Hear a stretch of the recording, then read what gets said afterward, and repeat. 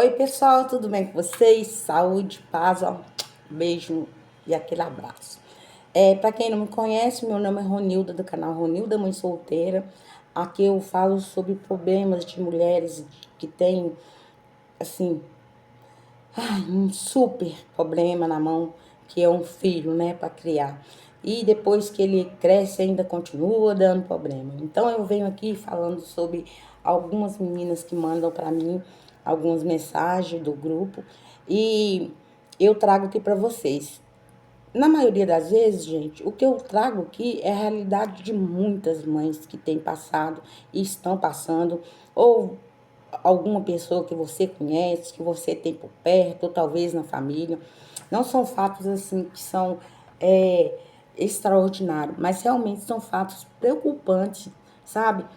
Que para elas gostariam muito de ter alguém que aconselhasse, que não estivesse dentro ali daquele âmbito, que desse opinião sincera, sabe? Porque a opinião que eu dou aqui é uma opinião sincera, porque eu não as conheço, eu não sei quem elas é, eu sei o que elas escrevem aqui. Então eu digo o que eu sinto quando eu leio. E normalmente eu não escolho, eu abro aqui e vejo e já falo sobre o que está fazendo, né, o que elas escrevem, e depois tem as super colaboradoras também que dão um apoio muito bom aqui no canal. E eu gostaria que você comentasse, que você desse um like e que talvez você tenha alguém aí na família passando por isso, mande o vídeo para ela, tá? Vamos falar no vídeo. Membro anônimo. Tenho um filho de 20 anos que sempre me deu muito trabalho. Desde cedo na escola tinha que ir na secretaria toda semana por mau comportamento, bagunças e etc.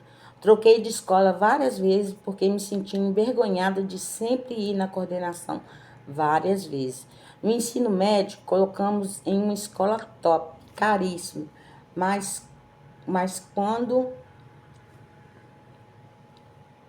Mas quando ofereci um estudo de qualidade e referência, de lá para cá foi só ladeira abaixo. Peguei vestígio de que ele usava substâncias ilícitas, algumas vezes nas coisas dele, ele sempre negando, mas eu, como mãe, no fundo, sempre sabia a verdade. Sempre fizemos tudo para que ele tivesse um bom futuro.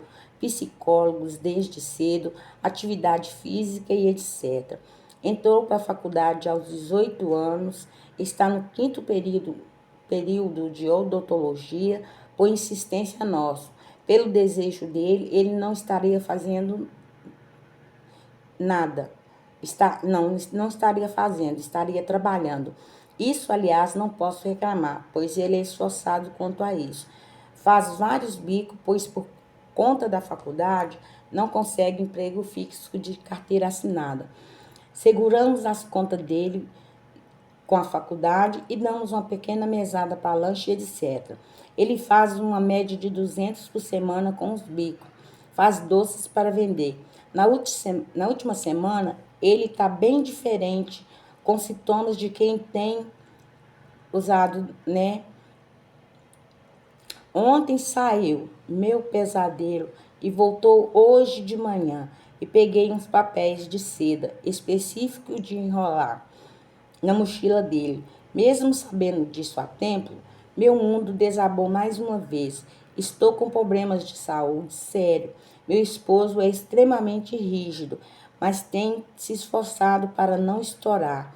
Creio que é por conta da minha saúde e da dele também, que já é hipertenso. Eu hoje estou muito triste, pois não o criei para isso. Somos uma família cristã, meus filhos nascidos e criados na igreja, para agora ele seguir esse rumo. Estou dilacerada, queria esquecer que ele é meu filho, meu Jesus. Penso em ir embora da cidade depois que ele se formar e deixar ele viver a vida que ele está escolhendo para ele. Bebida, substâncias ilícitas e finais de semana. Neste momento estou com raiva dele, mas não sei como proceder. Mas já levei para psiquiatra, psicólogo, converso muito Aconselhamos, perdoamos, mas não muda, não cresce. Estou sem força para sair do chão do meu banheiro neste momento.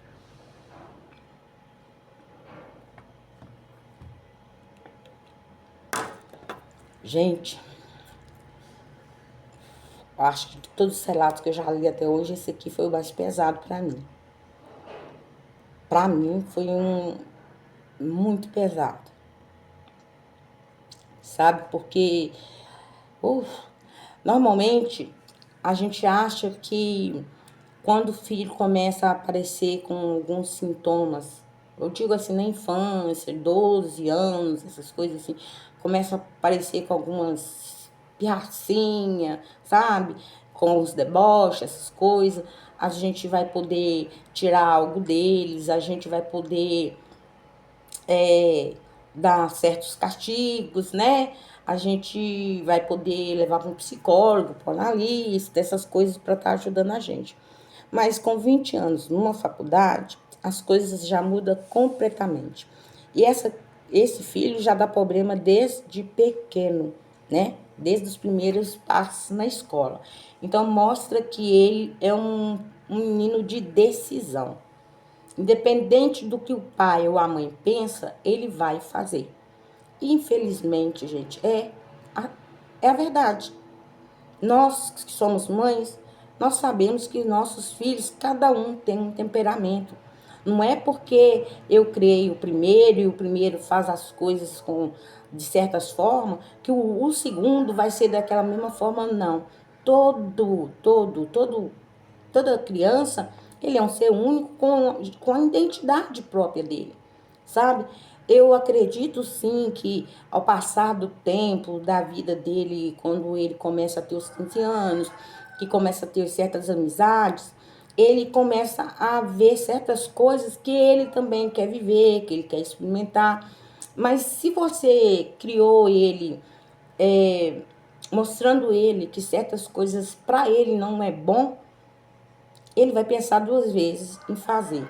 Ele pode até querer fazer, mas ele vai pensar: se eu fizer isso, eu vou, nossa, arregaçar com a vida da minha mãe, vamos dizer assim. E em questão de substâncias ilícitas, não existe isso de experimentar. Deixa bem claro para todos os jovens: é preciso que mãe seja, gente, latente assim, sabe? Que não existe isso de experimentar.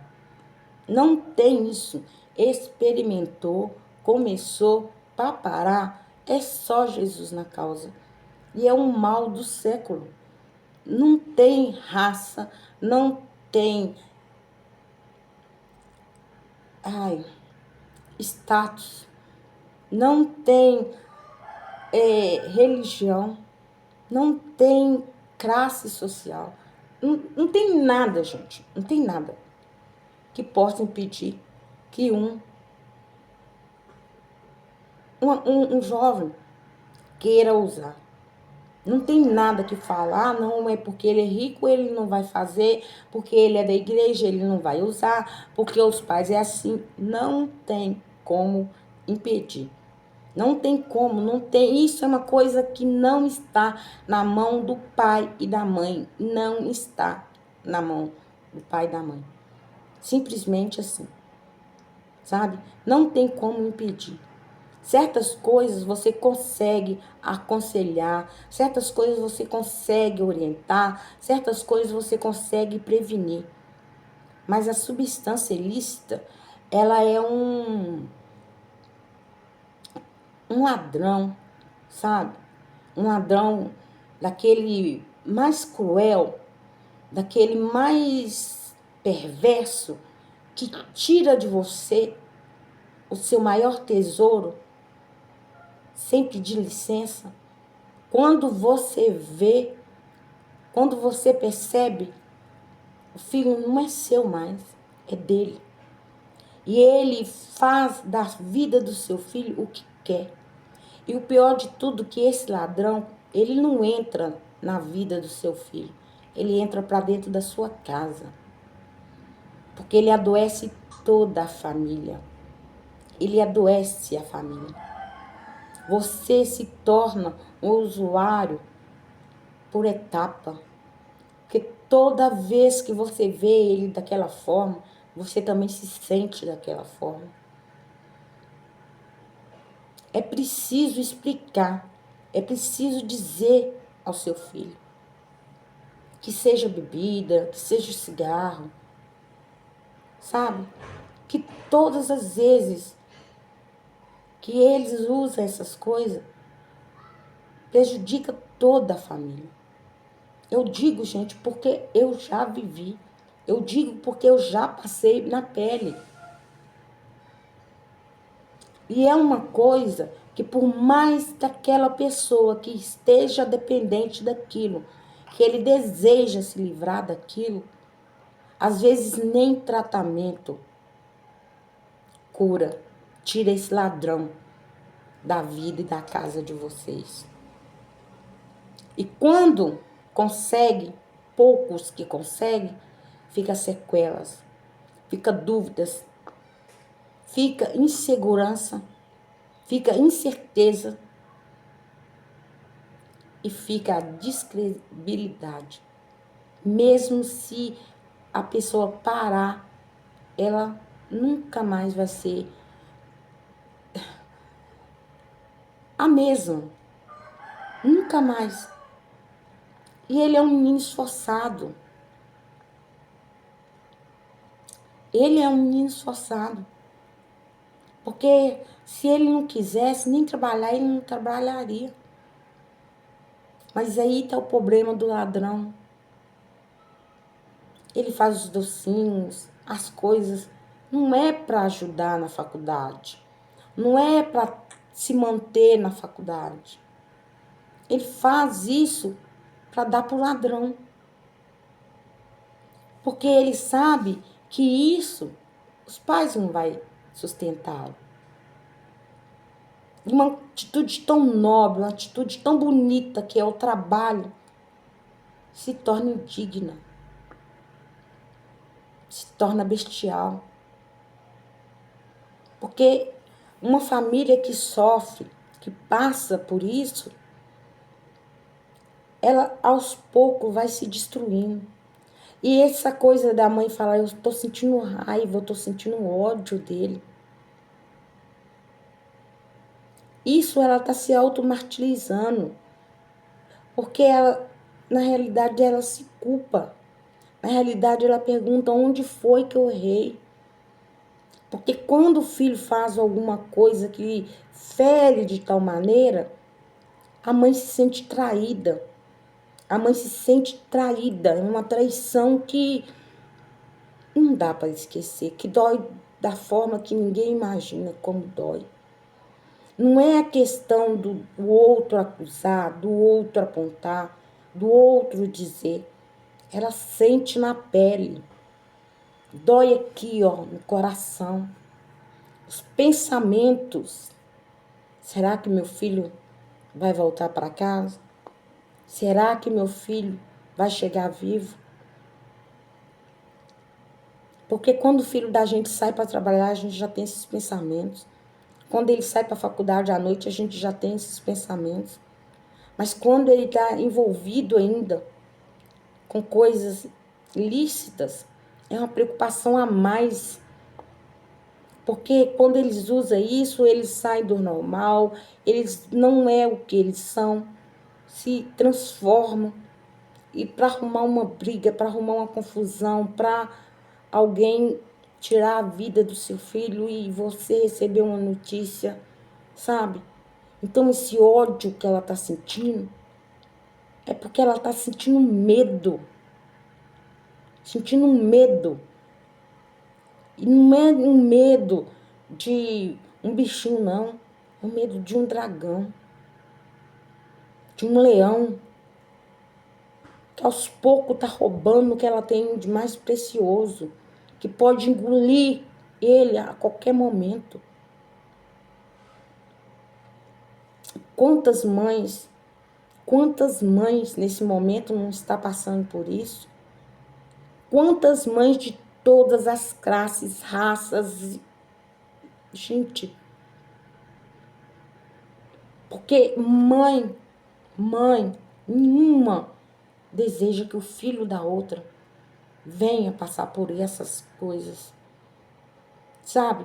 Porque tem alguns sofrimentos que as mães passam, que as outras ainda acolhem, que as outras ainda ajudam. Mas nisso não, elas são julgadas. Porque a culpa é da mãe.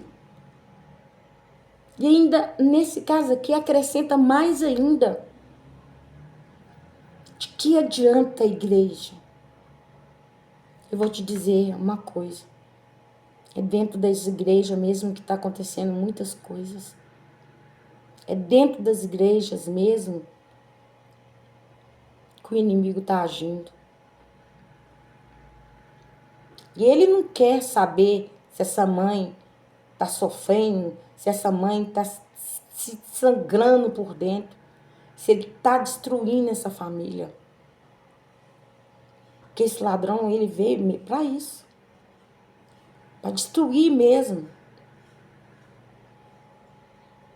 Ele é chamado de ladrão porque ele tira o seu tesouro. Que o nosso tesouro é os nossos filhos. Ele te destrói. Ele te ataca no lugar onde mais dói. Ele sangra. E quando ele vê que está sangrando, ele mexe para ver se sangra um pouco mais. Ele pode te levar à loucura e ele não está nem aí. E o mundo está roubando os nossos jovens. O mundo está tirando os nossos jovens de dentro da nossa casa, da nossa família, da nossa presença, devagarzinho. Devagarzinho. E tem um detalhe, não tentam impedir, não tenta lutar contra isso. Porque quando você assusta, ele entra. Não é porque você deixou a porta aberta, as janelas abertas, não trancou o portão, não. Porque ele é mau. Eu digo que existe pessoas más, muito mal. Elas são a aparência do mal para influenciar os nossos filhos. E só quem pode guardar os nossos filhos nesses momentos é Deus. Por mais que nós, mãe, por mais que a gente tentar, disso nós não vamos ter controle nunca.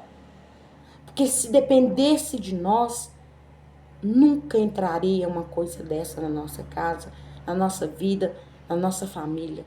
Nunca, jamais. Então, se tem uma coisa que mãe não tem controle, é isso. E se tem uma coisa que a mãe mais se culpa, é sobre isso. Onde foi que eu errei? E ela relata que fez tudo. Pôs em escola particular, levou para psicólogo, cuidou, amou. Eu imagino ela agora sentada no chão do banheiro, e lembrando quando ela pegou essa criança no colo pela primeira vez e disse: esse vai ser o meu homem. Essa vai ser a razão da minha existência. E a razão da minha existência me destruindo hoje.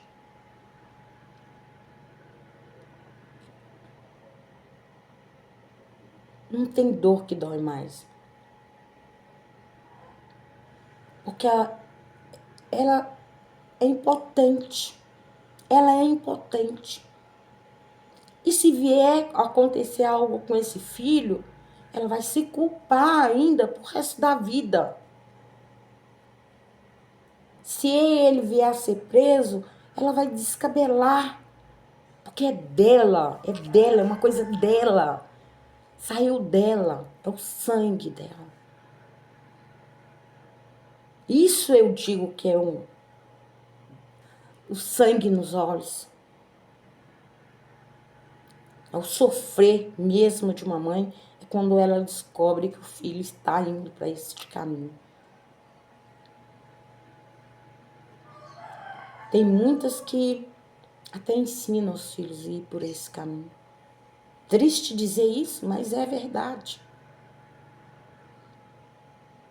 Porque sabe que no final é só a destruição. É destruição. Não tem o que fazer. Esses momentos, eu digo que a mãe está vivendo um filme que o nome dele é Em Busca de um Milagre. Porque ela só ora a Deus, porque ela não sabe o que fazer. Porque prender ele com a corrente não vai adiantar. Proibir não tem como. Abstinência de substância ilícita, gente, deixa o jovem, a pessoa que está usando, louca, desesperada, como um bicho enjaulado. Para entrar é 2 passinhos, para sair custa uma vida, uma existência. E a mãe ainda se culpa. Eu estou fazendo um raciocínio, eu estou fazendo uma lógica aqui do que acontece não só com ela. Eu estou fazendo uma lógica de todas as mães que passam por isso. Porque ela se auto-martiriza, ela não entende, ela não compreende. E não tem como entender, não tem como compreender. Por que que meu filho decidiu por esse caminho? Um caminho tão destrutivo. Um caminho sem futuro. Um menino no 5º ano de odontologia.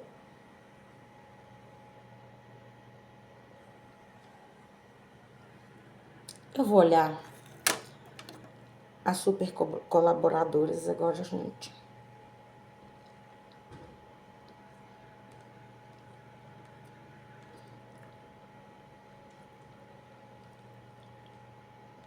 Ai, perdi ela aqui.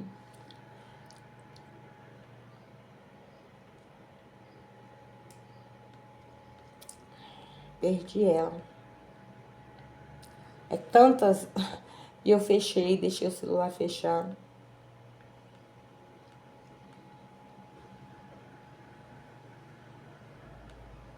Ai, perdi. Desculpa, meninas, aí não vai dar pra comentar o que vocês comentaram nesse vídeo. Nesse vídeo não, nessa postagem, né? Desculpa. Senão eu não quero editar vídeo.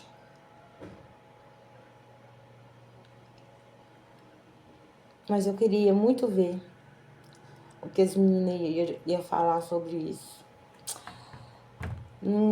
Achei, o celular fechou.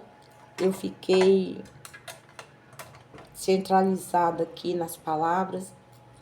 Eu tenho que ficar dando um toque na tela, né? Vocês sabem como funciona, senão ele apaga. E eu perdi o comentário hoje das super colaboradoras.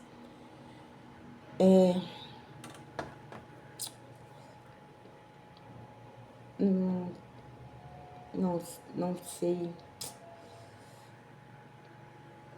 Tem muita coisa aqui, gente, pra mim tá trazendo pra vocês, muita coisa.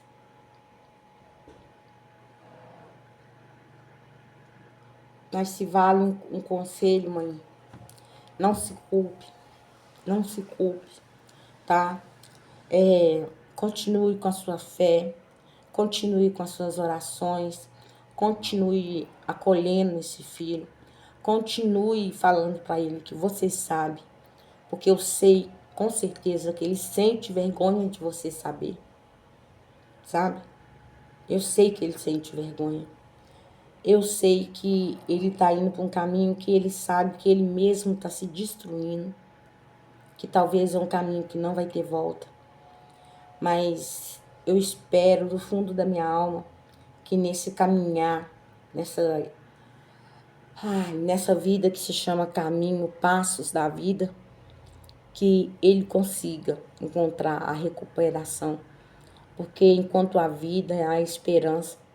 Enquanto a mãe, sabe, tá ali presente, aconselhando, falando, sabe, incomodando, isso ajuda, sabe?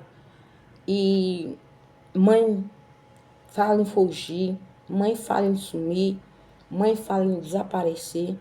Quantas vezes eu não disse, ai que vontade de sumir daqui e aparecer no Japão. Mas na verdade eu levantava e ia solucionar aquele problema. Então tenha mais fé, tenha mais esperança.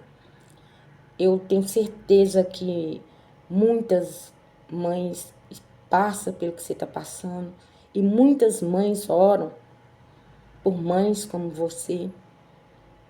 Eu acredito que muitas pessoas elevam o pensamento por mães que sofrem